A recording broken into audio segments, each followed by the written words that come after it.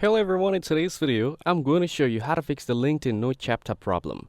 First, open Google Chrome and search for LinkedIn. Now, click on the official LinkedIn website from the search results and wait for the page to load completely. Once you're on the site and logged in, you may see a security check asking you to confirm that you're not a robot.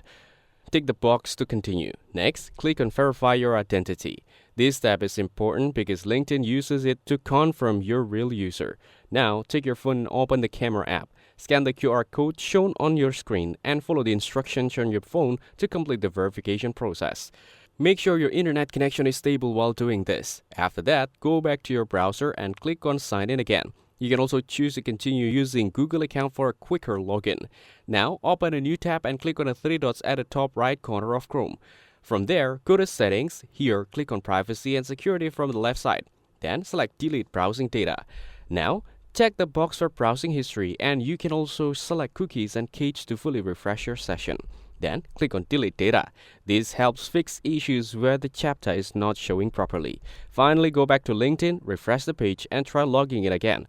The chapter or verification should now appear and work correctly. That's it. Thanks for watching. Don't forget to like and subscribe for more videos.